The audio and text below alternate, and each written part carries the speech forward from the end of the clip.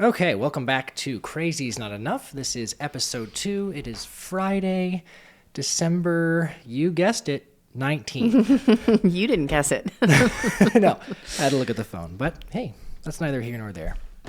How are you? I'm good. Good. We've got some topics to discuss today in the realm of movies, TV, entertainment news. Yes. Some shade was thrown. Yeah, I want to do that one first. You want to do that one first? I've been marinating in that drama a little bit. Okay.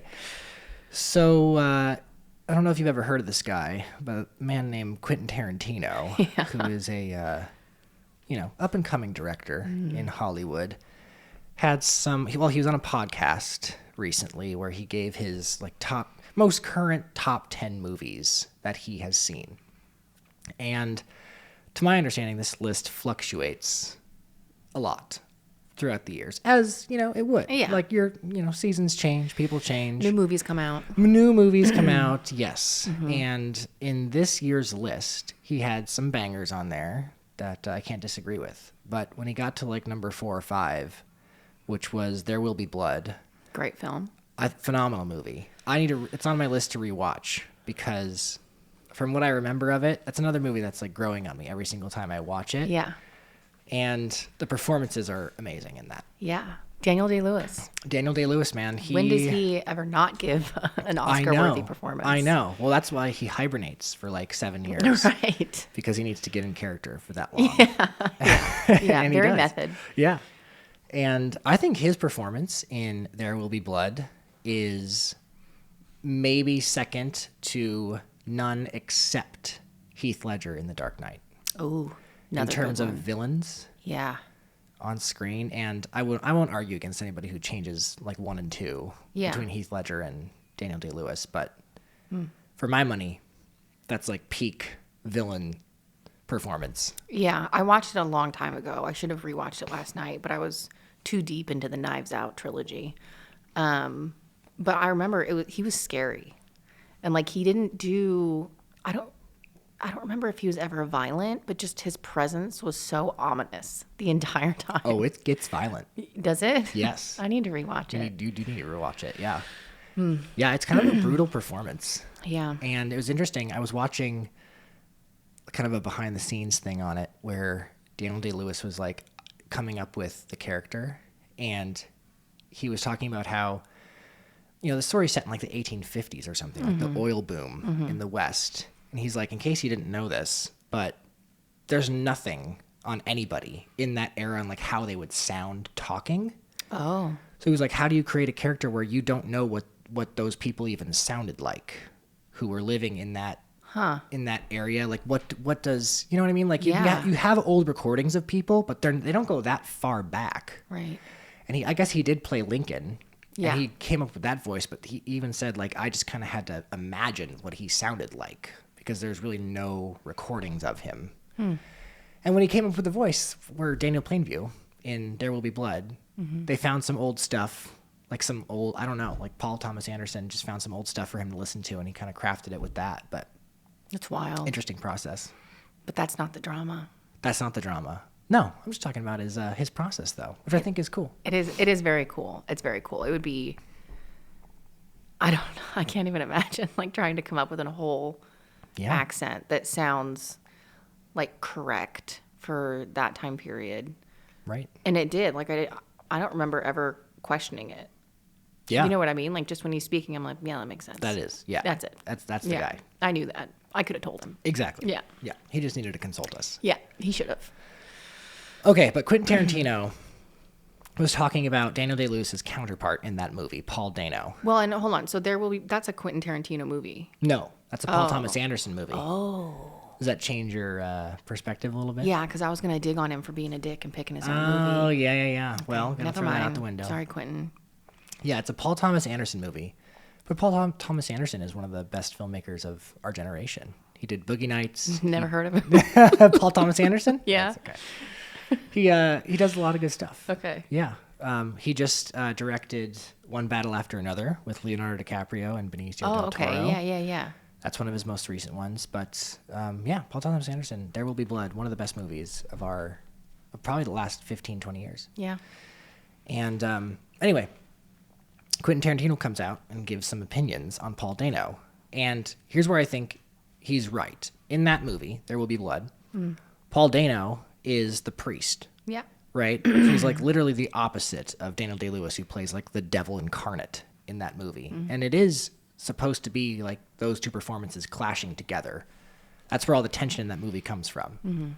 And Quentin Tarantino's point was Daniel Day-Lewis is so strong in that movie, and it's kind of unfair to Paul Dano. It's incredibly unfair. He Yeah. was like 22. I know. I know. And it's not like, oh, okay, keep going. I can. Well, when you're watching There Will Be Blood, you do notice that there is a difference in skill level between Daniel Day-Lewis and Paul Dano.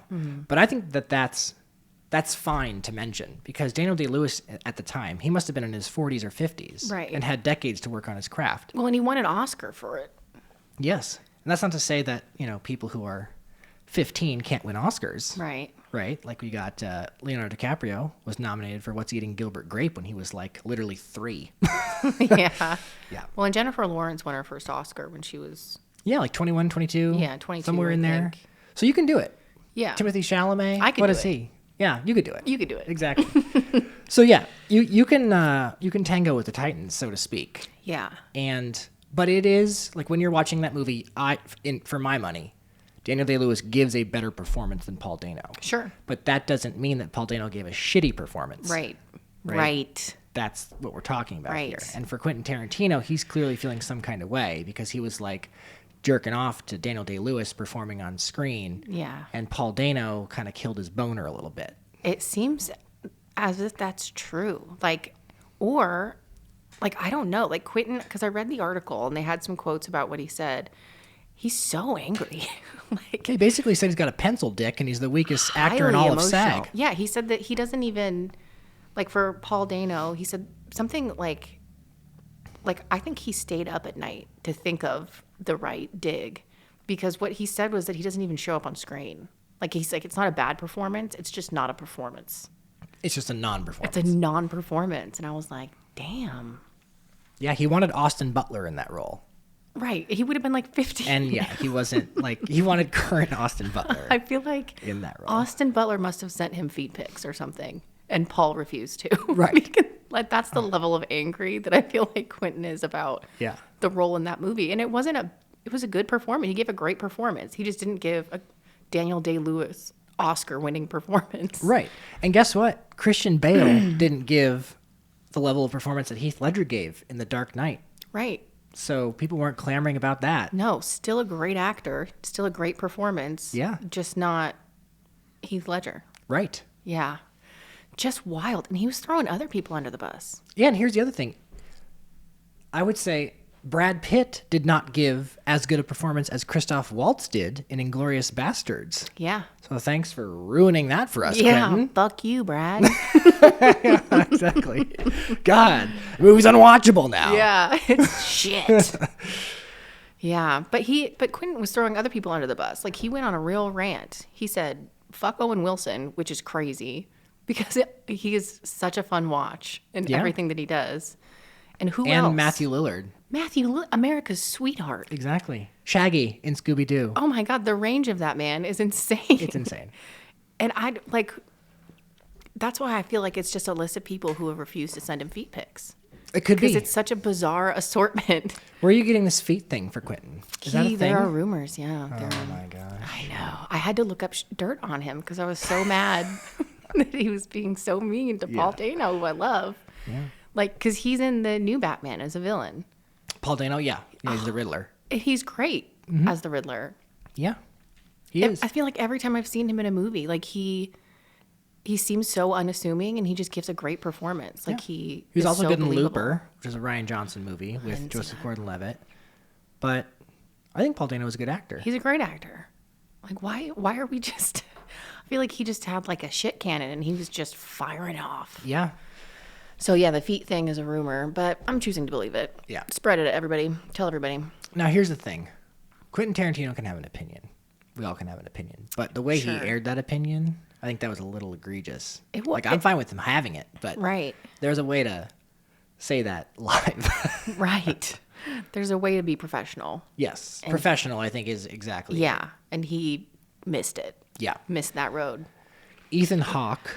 Love him. Ethan Hawke? Oh, He was on Rogan, and they brought up the whole Quentin Tarantino ordeal. Oh, did they? Yes, and Ethan Hawke said something that I also agree with. He said, listen, directors in Hollywood have very strong feelings. That's why they're directors. They have a way that they want things to go when they're filming and creating something. He's like, if you go to talk to Steven Spielberg, he hasn't said this publicly, but I guarantee you there are actors that he will not hire. Sure. Because he doesn't like them. Yeah. Doesn't like what they stand for. He doesn't like the shape of their nose. Yes, exactly. And he said there was a personal story he had where he went into some bar and saw a prominent director there, and he had seen Ethan Hawke. I forget what movie it was. He saw him, and the director said, "Hey, I actually liked you in that one." And Ethan Hawke was like, you could tell, like that was like, I didn't like you in anything else that you do, but that one was good. Wow. And so he was like, that happens. Directors have opinions. People have opinions. Yeah. It's out there. He's like, Paul Dano, you're better than this. Like, you're stronger than this whole situation. One director doesn't like you. You don't have to be in anything that he does. Yeah. There are plenty of people who will hire you, who have hired you. Who are still hiring you. You have a great career. And it's unfortunate that he actually, Ethan Hawke said, we all have opinions, like Quentin Tarantino. But Quentin Tarantino just basically he almost had the balls to say it, but he changed it at the end. He was like, he just said it out loud. So I think something that I've noticed, and I've noticed it because Amy Poehler said it. Right. So it's really got to keep tabs on her. I think it was Amy, because she has her own podcast. Amy, you can come on our podcast anytime. But I think she and another female actress were talking about how insanely emotional male directors are. And I think this is a wonderful, like, what is it called? What am I thinking? You're going to get there. This is a great example. Thank you. It's a good word for you. It's a big word for me. Yeah. Big word for Elmo. But it's a great example of that. Like how, if Quentin Tarantino was Quintina and was female on that podcast just blasting people, everybody in the comments would be like, women are so insane. Women are so crazy. Like, look at how emotional this is. Like, how, like, out of control do you have to be to just sit here and shit talk people for no reason? Perhaps. And I just see that, like, since I heard that, I see that more and more. And female actresses talk about how male directors will scream, like, at people on set. And when you work with a female director, like, that just doesn't happen. Mm-hmm. And I don't understand why. Like, how did you... I wouldn't tolerate it from a man screaming. No. But who was telling them that this is okay? Apparently Jennifer Lawrence, though, appreciated it. I was just watching something with her and Leo DiCaprio. It was like actors on actors. Yeah, I saw. She said, did you see her comment about David O. Russell? No. So when they filmed Silver Linings Playbook, which is when she won her Oscar, she said David O. Russell, like, screams. Like, that wasn't good. Redo it. Do it again. What are you doing? Get out of there. And she said, I don't know if it's just because I'm like sports minded and just like ready to go. And like, she was like, that guy taught me how to act. Like, she gave him a lot of credit. And she said, I don't want to say like, she's like, he's known to be a very harsh director. She's like, I don't want to diminish anyone's experience that they had with him if it was negative. But she said, for me personally, like, I didn't have a problem with it. That worked for her? Yeah. Well, and I think it might for some people, but it's also, you don't have to be a dick. No. There are other options. There are other and options. there are ways to express like, that you're unhappy with something without raising your little grumpy man voice about it. Yeah. Most people learn that. Yeah, and I don't think it's tolerated. Like, people are getting on Quentin Tarantino already, not tolerating like what he said. Yeah. Like, when people scream, though, I don't think I don't think people in general find that pleasant. There are some who probably don't mind it because it is kind of like, like if you're like amped up. It's the coach on the football field. Yeah, if you're amped up, if everybody's amped up, you're like fucking doing the thing. Yeah.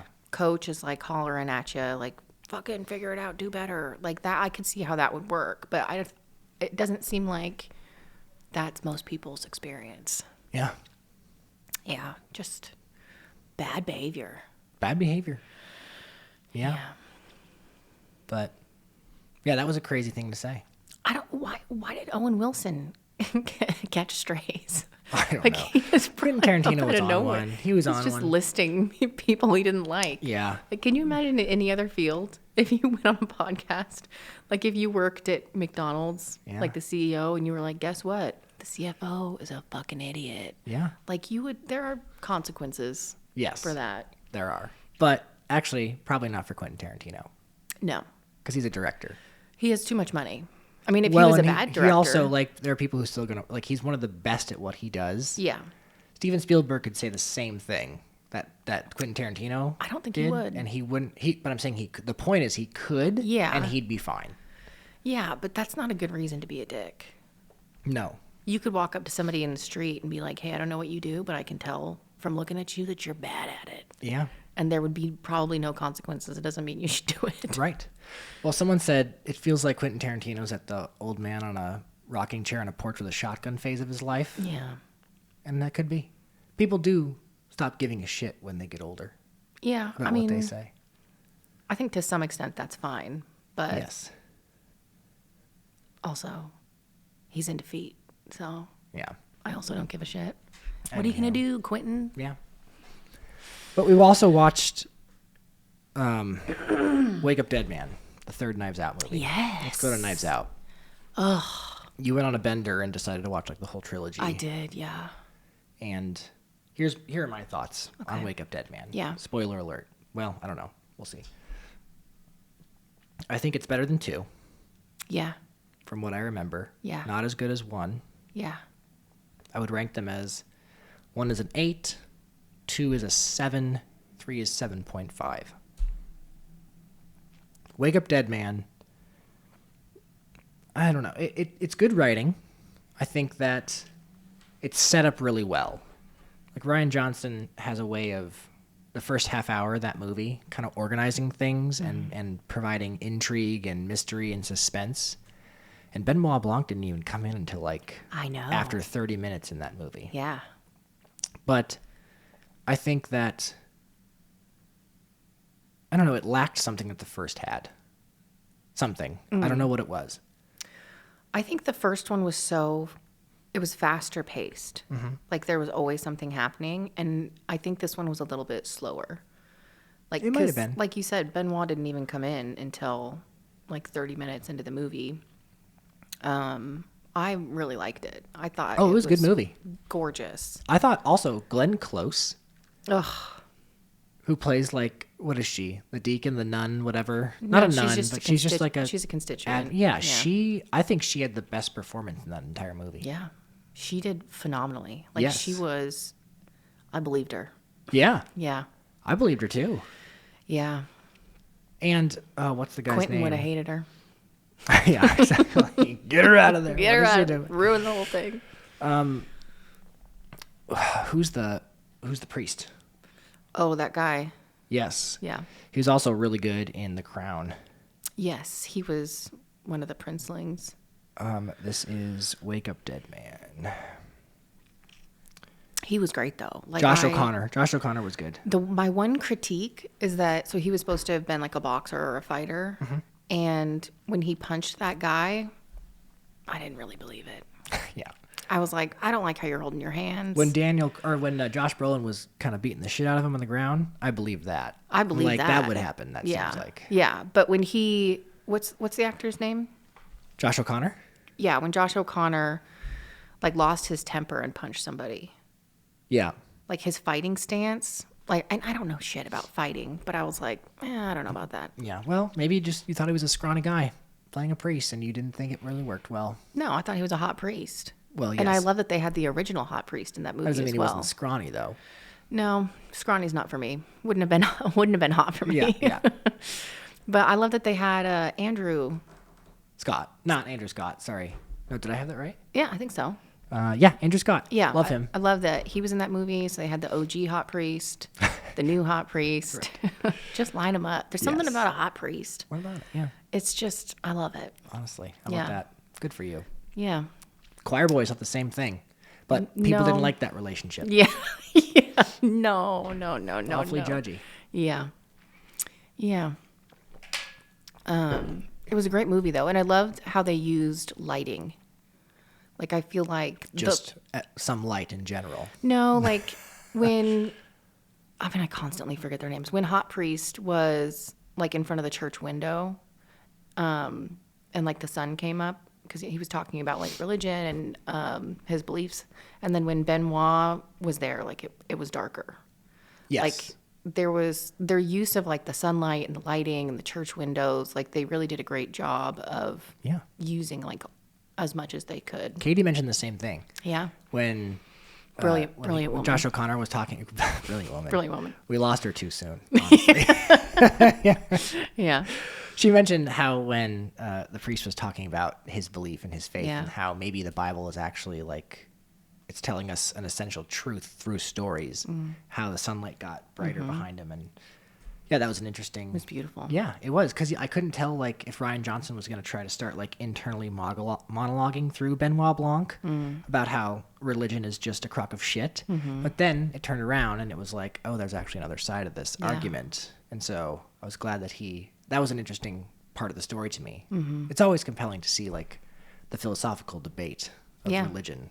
Well, and I thought their characters interacted so well because Benoit is so like flippant. Like he's solving a murder and he's having a great time. And then this guy's life was literally crumbling to the ground because he might be going to jail for this death. And just seeing like, even in the scene when Hot Priest is like done, like he has nothing left to give. He's on his knees in the church and Benoit comes in and is like, hey girl, like just that contradiction of like energies was really, really funny. Yeah. Yeah. They kind of, Benoit is the more rational. In my book, it talks about a classical mind and a romantic mind. Benoit is the classical mind and the priest is the romantic mind. Yeah. Yeah. Very funny. But yeah, I think it's a nice little trilogy. It's a shame Rian Johnson directed The Last Jedi, though. Every other movie he does, except for that one, has been phenomenal. You didn't like? I haven't seen it. No. Anyway, Star Wars The stuff. Space Boys isn't my jam. I know. I'll have to get a Space Boy on here. The Space Boys. The Space Boys. Yeah. But anyway. Yeah, it was a good movie. Yeah. Ooh, I really liked, so from a caregiving perspective, when Hot Priest was on the phone with that lady trying to figure out when they'd rented the equipment, and he is deep in a crisis, and she asked him for counseling, asked him for support, essentially.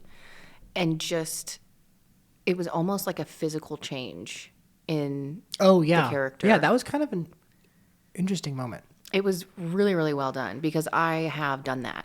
Like in my work, in my personal life, been like in a position where I really needed care, but I was also the caregiver.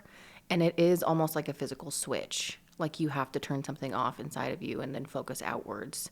And it was really incredible to see that in a movie, like portrayed like that.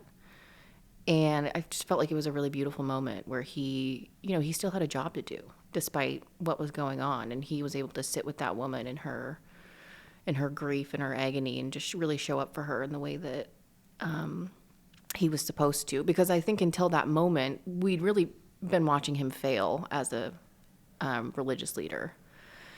And then I think that moment really shows like the kind of priest that he would be if given the chance by all these people who just hate him for no reason. That was a really cool moment to me. Yeah, he, up until that point in the conversation, was slightly annoyed by her, and so was Benoit Blanc, because they were trying to get some information out of her. Right. And she was just carrying on the conversation and cutting him off, and she was annoying for like the first couple minutes of that conversation. She's a woman. And then she became vulnerable. Yeah. And I think that shows a lot about the character of the priest. Yeah, I think it does too. It was a really neat pivot. Yeah, he'll be there for you. Yeah. In the end, like he might have been annoyed with you, but I think in like when you go to his core, he is a caring guy. Mm-hmm. I mean, and I think it really was a good demonstration of like why he wanted to join the priesthood. I mean, he wanted to join because he killed somebody. Whoops.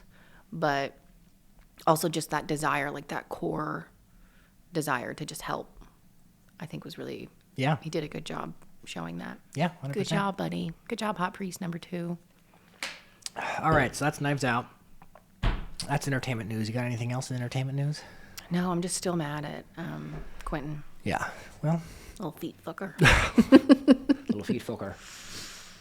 I finished recently The Remains of the Day. Mm-hmm. This is the book section by Kazuo Ishiguro. Okay. Every time. Every time. I'm on a quest to find my all-time favorite work of fiction. Okay. I've read almost 100 books, and Since when? Just in the last ever? 5 years. In the last 5 years, okay. Yeah. And I noticed that about Dang. 80 to 85% of them are nonfiction. And now I'm like kind of feeling, let's give fiction some love. Yeah. And I'm just trying to find that one. Yeah, I love fiction. Yeah. And I'm like, I don't know my tastes yet. I got to figure that out. And like I read Harry Potter when I was a kid. Yeah. You know, like obviously that was good. Great books. And you know, read some sci-fi, fantasy, and that kind of, I don't know. That's what I liked, but now that I'm older, I'm like, I think my tastes have evolved a little bit into the more like psychology, identity-oriented, kind of deeper thoughts stuff. Mm-hmm. Read some Dostoevsky, and he... Ugh. Have you read him before? No. Just seems like... You just already have an opinion about it? Yeah. Just seems like it'd be a very dense read. Oh, yeah, it is. See? I mean, it's correct. but you enjoyed Man and His Symbols, and you thought that was a dense read. Yeah, but I felt like it was about me. Okay, well, you can find psychological books that are literature that are about you. No, I can't. Okay, yeah. I can't. But it's interesting. Everybody says Dostoevsky is like the greatest, and I think that he is for a couple of reasons. But he's also like, there are some books that are very dry, no plot, no drama. But apparently there's a section of people out there who love reading about Nothing. ideas, not philosophy in that sense. It would be like if you just if we got in a room and all just sat with our feelings and talked about that for 500 pages. And that's like one of his books called The Idiot. And it's like, what I'm interested in is the kind of person who sits down and enjoys that kind of thing. Yeah. Who are they? I haven't met him. Where are they? Probably at home reading still because it's such a long read. Well, and the reason why they like it is because they're like this, like the ideas discussed and the way that they're discussed and the nuggets that you get of Dostoevsky's insights into human nature are phenomenal, like mind-blowing. It may be true, but it doesn't move the story along. Right. So they're basically reading a textbook. Yeah, I guess. Just nothing happens. They all get in dining rooms, parlors, and they talk, and they observe things, and then it's like, what's going to happen? That sounds like a podcast. Like, yeah, it's fucking boring. Fucking idiot. Honestly. Anyway, thanks for joining us this week. We're gonna have some things to work on.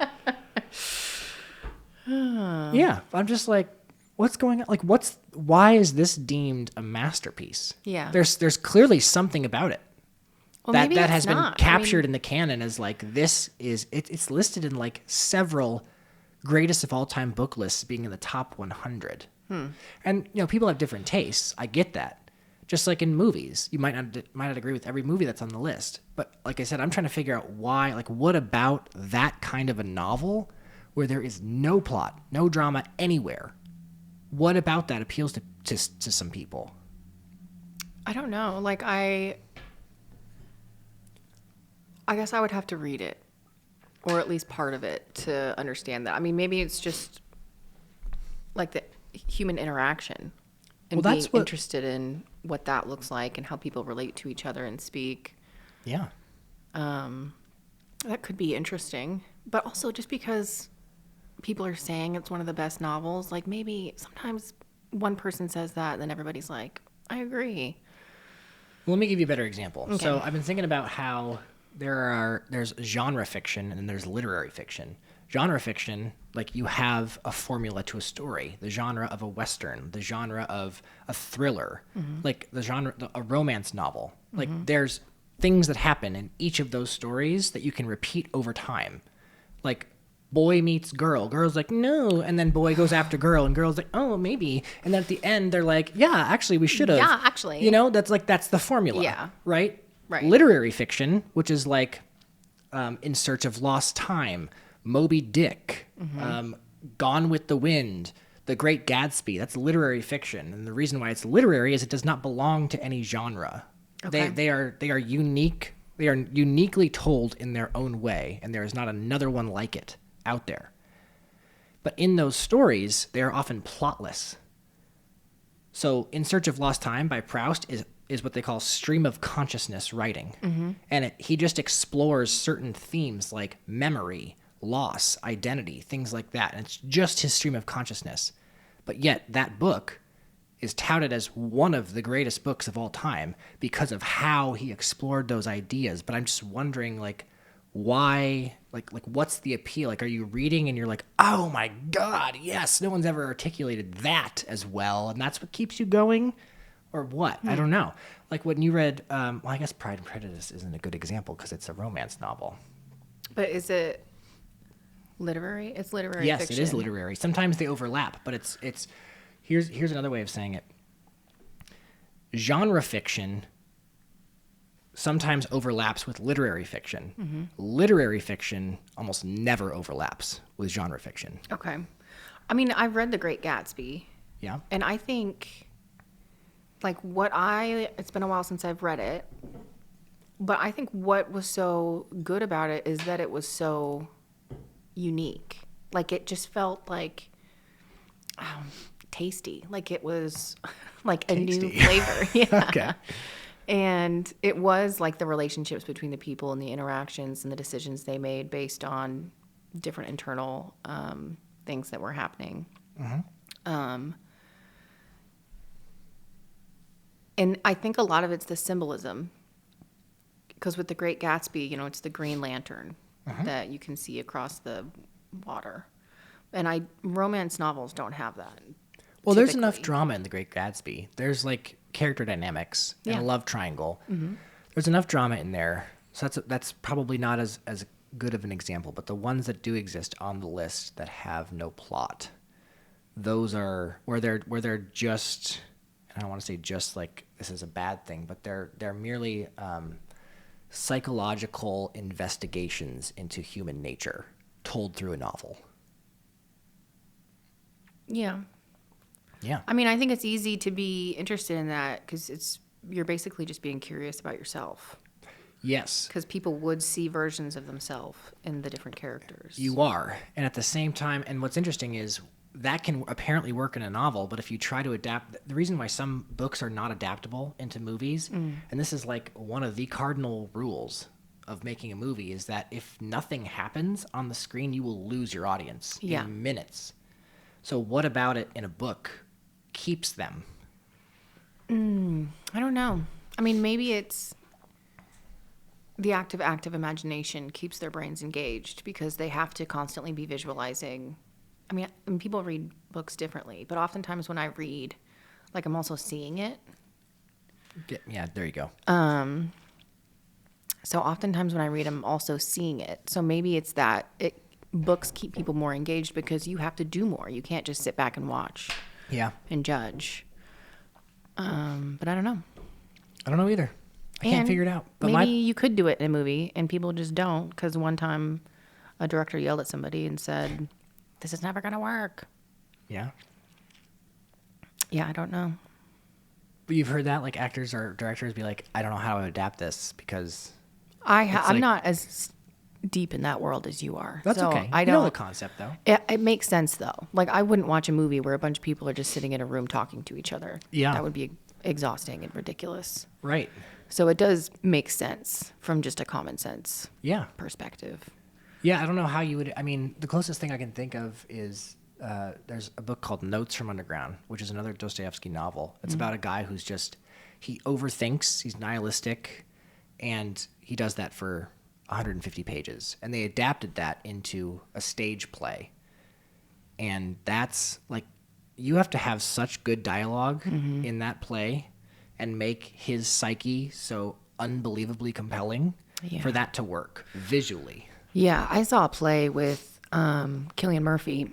It was like a one-man play, and he was just in a room the entire time, just doing shit.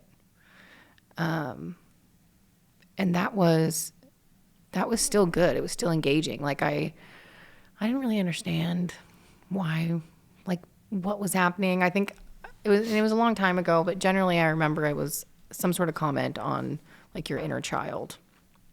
But that was engaging. Why does that work in plays and not in cinema? I don't know.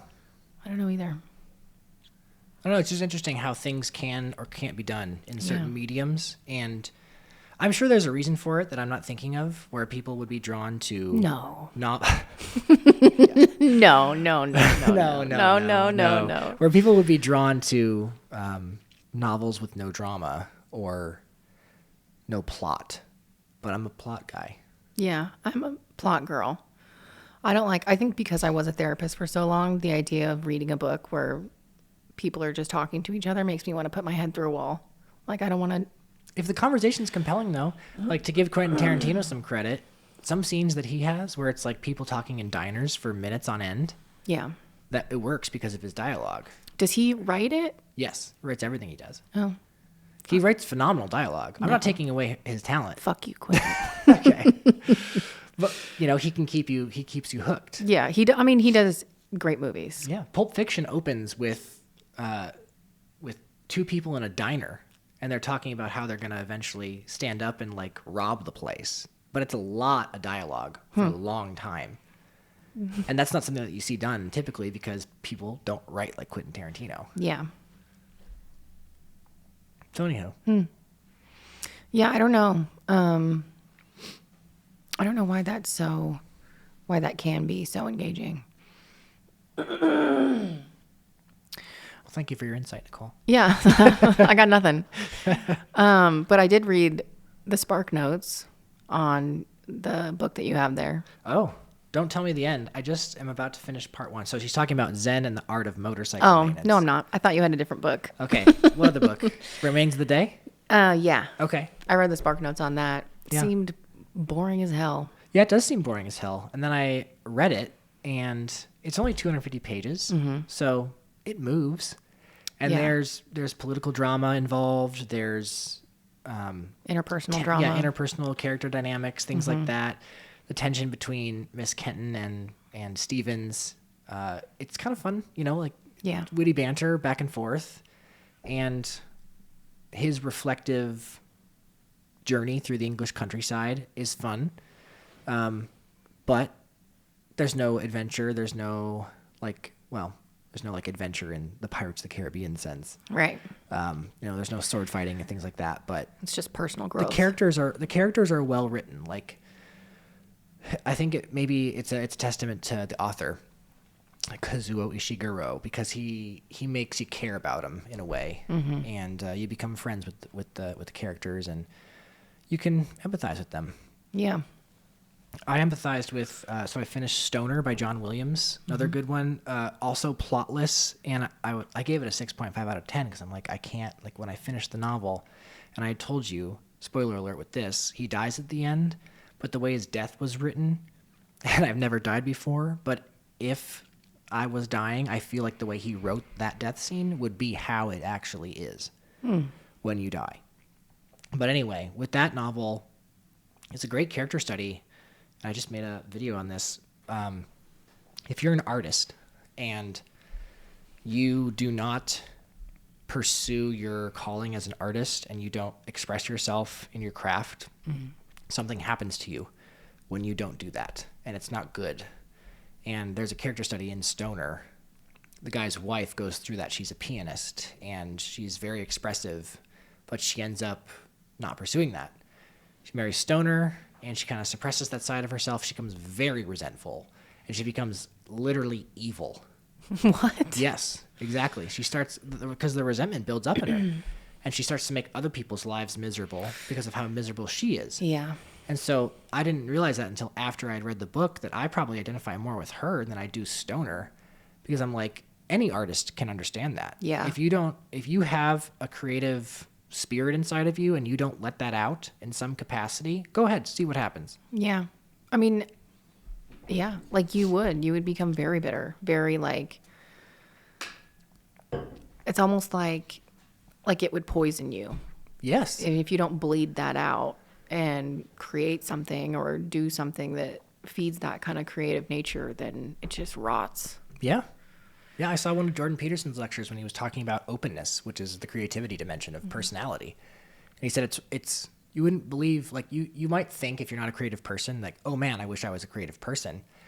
And he said it's so difficult to monetize creativity, which makes it can make life very difficult for a creative person. Because he said what he's noticed with creative people, and I think he mentioned a lot of them will show up to his practice with like anxiety, depression, things like that. He said if you're a creative person, you don't have a creative outlet, they basically wither off the vine. Yeah. And I think that's psychologically true. Yeah. I mean, it's innate potential. And if you don't exercise it, then it can just feel so like devastating. And it's funny. Like, I think creativity is like it's like an animal. It's like its own kind of creature. Yeah, that just makes me want to talk more about Dr. Jung, but that was last podcast, you guys. Yeah, we don't that was need to do last that again. podcast. That was last time. Well, he's got a lot of good insights. I was thinking about how, like the whole 8-hour workday concept. Ugh. Yeah. And I think it is a relic. And this relates to 100%. Yeah. I was going to say this relates to what I was just talking about with creative people, but I just don't think, I'm like, God, 8 hours, that is half of the time you're awake. Yeah. And so, like, if I could go back and tell my younger self something, it would be like, be careful what you pick to do for money. Like, it can't be willy-nilly, because if you are the sum total of like your actions, your habits, what you choose to do for a career is going to be half of you. Yeah. At least. Yeah. Because of how the workday is structured. Well, and that's something that I had to unlearn, because I used to identify like myself by what I was doing, like by what my job was. Like, that's where I took a lot of my value from. And that's just silly.